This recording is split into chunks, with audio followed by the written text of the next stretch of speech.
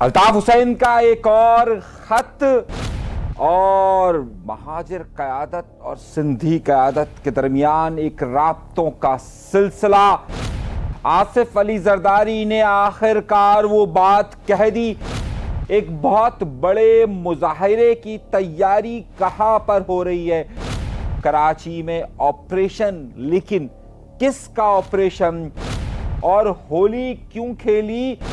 कराची की एक यूनिवर्सिटी में मामला कहां तक जा पहुंचा? और उसके साथ साथ दुआ जहरा केस फिर सरगर्म। अरमान के मामले में क्या हुआ?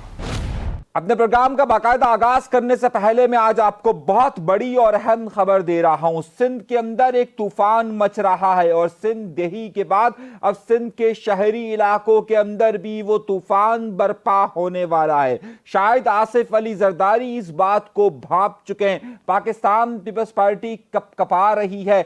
आखिर मामला किस हद तक पहुंच रहा है? आफाक अहमद और फिर अल्ताफ हुसैन के बयान के बाद अब सूरत हाल तब्दील होती हुई कहां पर नजर आ रही है? ये तहलका अंगेज खबर हम आपको साथ साथ देंगे। और कराची में चंद तुलबा को निकाला गया। जुर्म इतना संगीन था कि मत पूछिए, उन्हें यूनिवर्सिटी से बेदखल कर दिया गया। आखिर ये जुर्म की कहानी क्या है और किस लिए है? और उसके साथ साथ दुआ जहरा केस, आज से 2-3 साल पुराना वो केस, क्यों अब उस केस में क्या हो रहा है? एक अहम पेशरफ्त आपको मैं बताने वाला हूं कि आखिर मामला क्या है।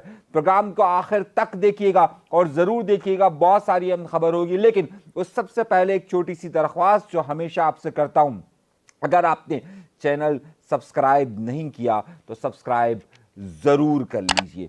आइए गुफ्तगू का आगाज करते हैं अपने परवरदिगार के शुक्र से। मैं इससे पहले कि अपनी बात का आगाज करूं, मैं चाहता यह हूं कि एक शेर आपने जरूर सुना होगा कि मैं आज जद पे अगर हूं, मैं आज जद पर अगर हूं तो खुशगुमा ना हो।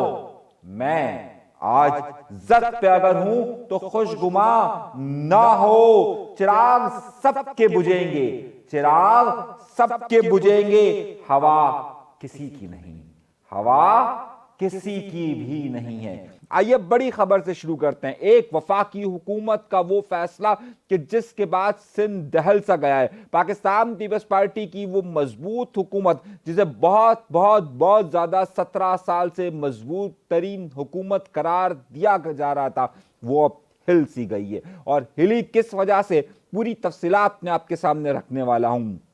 6 कैनाल का फैसला जो वफाकी हुकूमत की तरफ से किया गया और कहा जा रहा है कि आसिफ अली जरदारी साहब ने उस पर दस्तखत किए थे, उसके खिलाफ सिंध के देही इलाकों के अंदर एहतजाज हो रहा था। उस एहतजाज में पहले कौम परस्त जमातें शामिल थी, उसके बाद जीडीए उसके अंदर शामिल हुई और उसके बाद जुल्फिकार अली भुट्टो का पोता यानी कि जुल्फिकार अली भुट्टो का असल वारिस यानी कि जूनियर जुल्फिकार अली भुट्टो जूनियर खड़ा हो गया और उससे मुख्तलिफ मुजाहिरों में गुफ्तगू करना शुरू कर दी। और उसके बाद अब इस मामले में शिद्दत इस तरह से आ गई कि वहां पर सिविल सोसाइटी वकला भी इसके खिलाफ एहतजाज करने लग गए और एहतजाज की शिद्दत अब सिंध के देही इलाकों से बढ़कर सिंध के शहरी इलाकों की तरफ आना शुरू हो गई और कराची में बहुत बड़े बड़े मुजाहिरे का आगाज हो गया। उन बड़े मुजाहिरों में कौम परस्त जमातों ने जहां मुजाहिरे किए, उसके बाद वकला का एक बहुत बड़ा एहतजाज हुआ और वकला के एहतजाज के बाद अब सूरत हाल ये हो चुकी है कि पिछले दिनों महाजिर कौमी मूवमेंट के रहनुमा आफाक अहमद साहब ने भी बयान दिया और उसके बाद अल्ताफ हुसैन साहब का भी बयान इन कैनाल पर आया। अब मामला यह हो गया है कि सिंध की शहरी सियासत और सिंध की देही क़यादत दोनों एक तरफ हो चुकी है। पाकिस्तान पीपल्स पार्टी, जिसे बिल्कुल ही ये समझा जा रहा था कि उसकी इस सूबे के अंदर कोई मुखालफत मौजूद ही नहीं है, 17 सालों से वो बिल्कुल मुतलकुल अन्नान हुकूमत कर रहे थे। उस 17 साल की हुकूमत के दौरान एक बहुत ही तहलका अंगेज ये कैनाल का इशू उठा है, जिसके बाद पूरे सिंध के अंदर इस वक्त पाकिस्तान पीपल्स पार्टी को ब्लेम किया जा रहा है, इल्जाम आयद किया जा रहा है कि वो इसकी जिम्मेदार है। अब वो जिम्मेदार है या नहीं है, लेकिन अब हालात इस हद तक उनके खिलाफ अवामी दबाव बढ़ना शुरू हो गया है कि आज कौमी असम्बली और सेनेट का, पार्लियामान का यानी कि मुश्तरका इजलास था। रिवायत के मुताबिक सदर हमेशा इससे खिताब करते हैं और आसिफ अली जरदारी साहब 8वीं बार इससे खिताब कर रहे تھے اور جب وہ خطاب کر رہے تھے تو اپوزیشن نے بے حد شور شرابہ کیا، یعنی کہ پاکستان تحریک انصاف نے آسمان سر پر اٹھا کے رکھا۔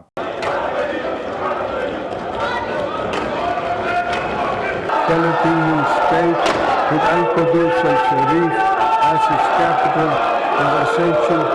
لیکن یہ بڑا کمال ہے، یہ بڑا کمال ہے آصف الداری صاحب کا کہ مسکرا کر ہی جواب دیتے ہیں، لیکن اس مسکراہٹ کے پیچھے انہوں نے وفاقی حکومت اور اپنی اس ہچکچاہٹ کو بھی دور کیا۔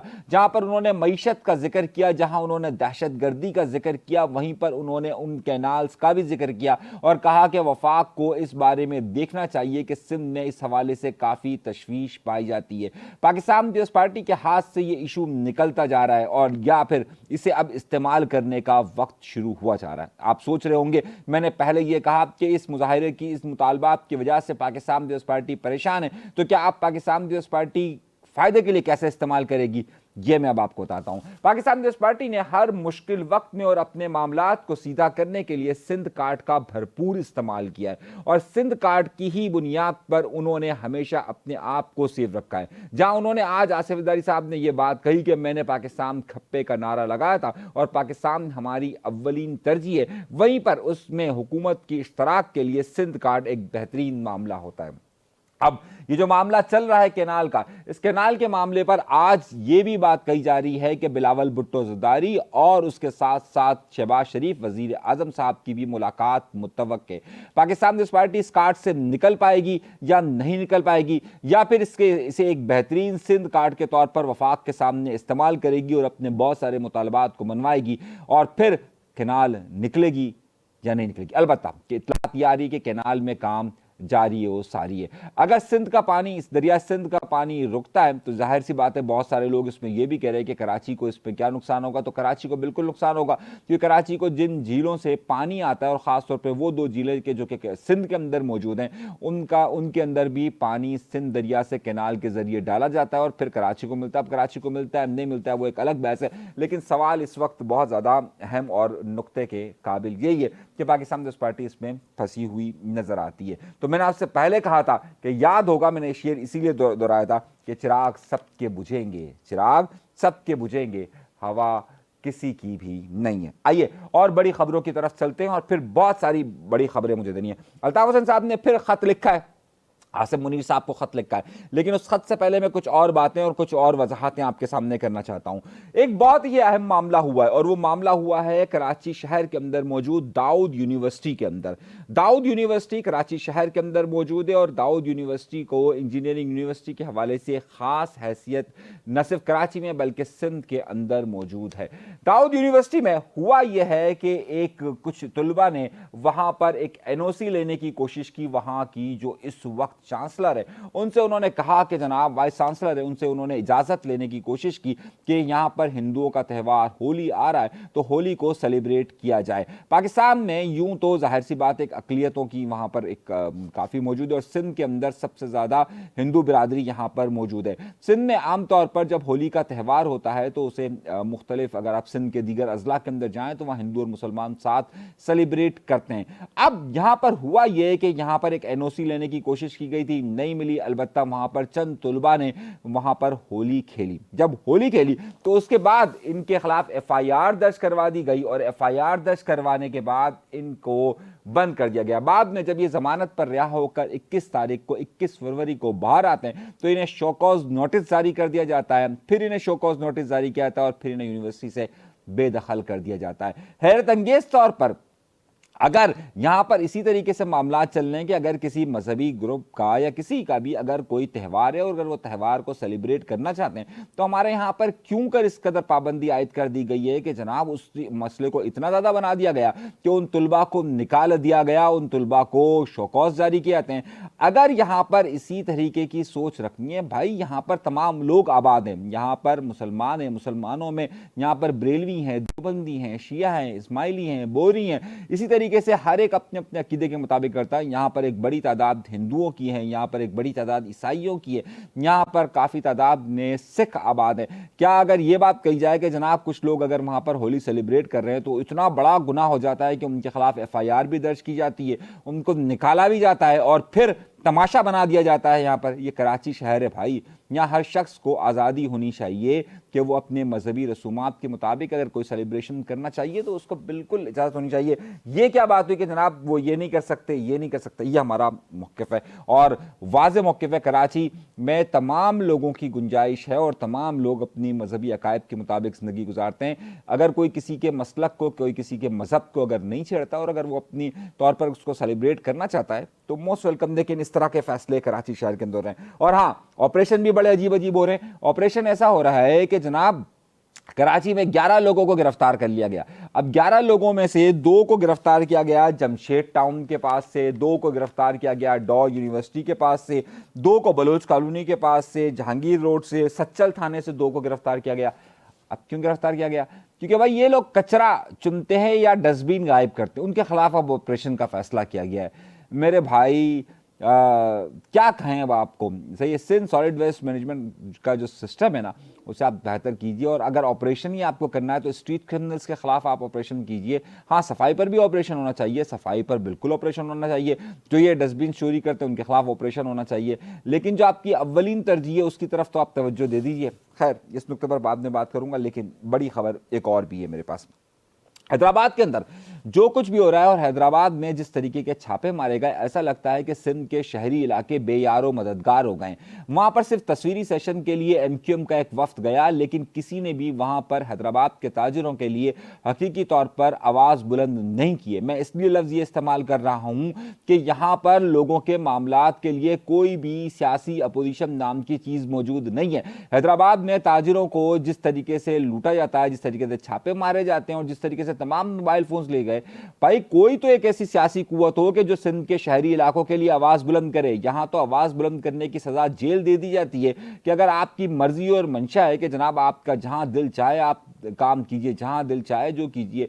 हैदराबाद में जो कुछ भी हो रहा है, हैदराबाद में जो कुछ भी हो रहा है और हैदराबाद ने जिस तरीके से कानून की धज्जियां उड़ाते हुए वहां पर सारा सिलसिला किया जा रहा है, उसकी जितनी मजम्मत की जाए कम है। खैर, अगली खबर की तरफ आते हैं और अगली खबर है मुस्तफ़ा कमाल साहब ने अपने ओहदे का चार्ज संभाल लिया। अच्छा, सिर्फ उन्होंने ही चार्ज नहीं संभाला है, खालिद मक्सी साहब ने साइंस एंड टेक्नोलॉजी का भी अपना मनसब संभाल लिया है। अब उस मनसब के अंदर ज़ाहिर है इनके पास ड्रिप का, जो मुस्तफ़ा कमाल साहब है उनके पास ड्रिप का एक डिपार्टमेंट आता है, 3-4 डिपार्टमेंट्स है जो उनके पास आते हैं, उनको ब्रीफिंग दी गई। अच्छा, सिर्फ उन्हीं को ब्रीफिंग नहीं दी गई मेरे भाई, जितने नए वुज़रा हैं सब ने आज चार्ज संभाला है, क्योंकि आज फर्स्ट वर्किंग डे था।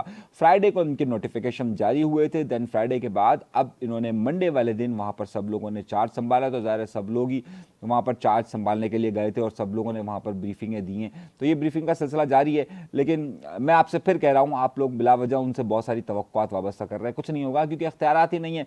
4 वो डिपार्टमेंट्स है जिनका बरह रास्त अवाम से ताल्लुक नहीं है, बिलवास्ता तौर पर ताल्लुक है, तो ज़ाहिर है वहां पर आपको शोशा करने का भी इतना मौका नहीं मिलेगा। खैर, जाने दीजिए, आगे की तरफ खबर चलते हैं।